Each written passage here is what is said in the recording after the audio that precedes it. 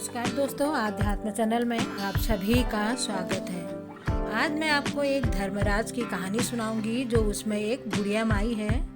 वो नियम धर्म बहुत से करती है। तो एक दिन उसकी मृत्यु हो जाती है। मृत्यु के बाद उसको स्वर्ग लोक में क्या क्या करना होता है उसी के बारे में आज आपको बताऊंगी।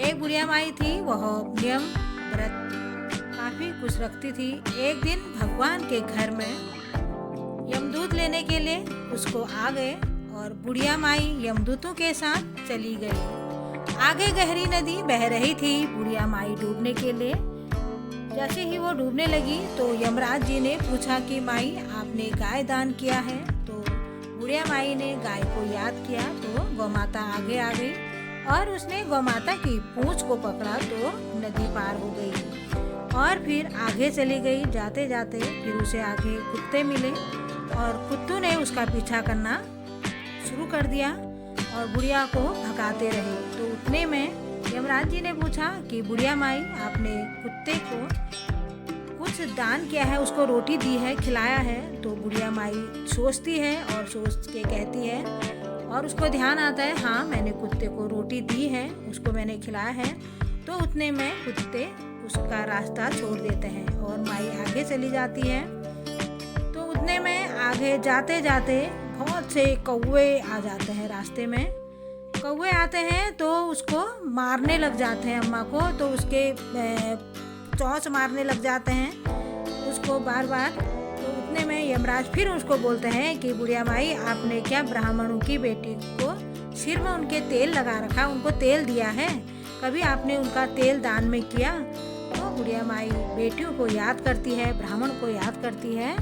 तो वो कहती है हाँ मैंने उनको तेल दिया है, तेल लगा है। तो कौवे चोंच मारना छोड़ देते हैं और बुढ़िया माई फिर आगे चलने लग जाती है और चलते ही चलते बहुत आगे पहुंच जाती है। फिर उसके जब रास्ते में जाती है तो उसके पैरों में कांटे चुभ जाते हैं।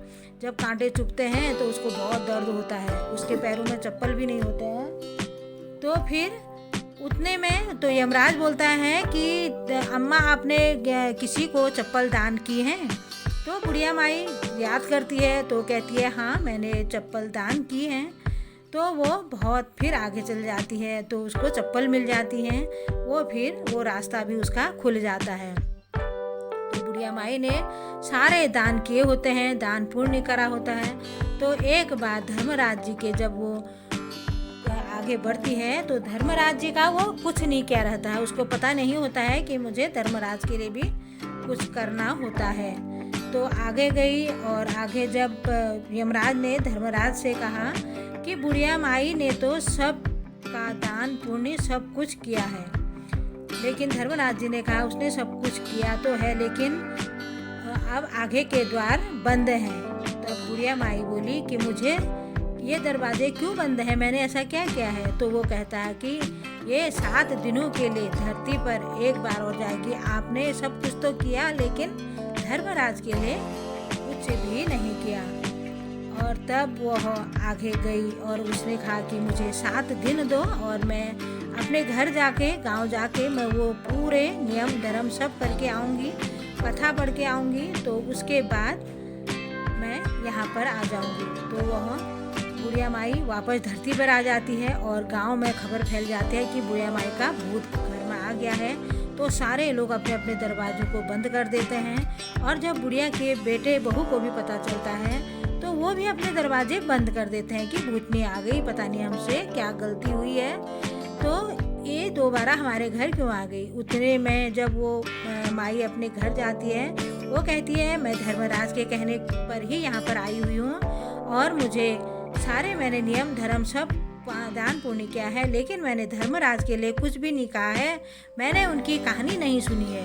मैं उनकी कहानी सुनूंगी और मैं सब लोगों को सुनाऊंगी, उसके बाद मैं अपने वापस परलोक को मैं चले जाऊंगी। यह सुनकर बेटे ने उसका उद्यापन की पूजा का भी वो सामग्री ले आया और उसकी पूजा का सामान लाके सारे नियम धर्म से उसकी पूजा पाठ करी और उसने सब कुछ तो करा लेकिन हुंकार नहीं भरा, उसके बेटे ने नहीं भरा। तो तब वो बुढ़िया माई एक पड़ोसन के पास गई, उसने कहा कि तू मेरी कहानी सुन ले। पड़ोसन ने कहानी सुनी और उसने हुंकार भी भर दिया। तो बुढ़िया माई के 7 दिन पश्चात वो कहानी सुनकर उद्यापन करके वो बुढ़िया माई सभी सामान दान कर दिया और धर्मराज के बुढ़िया माई के लिए धरती पर विमान भी भेज दिया।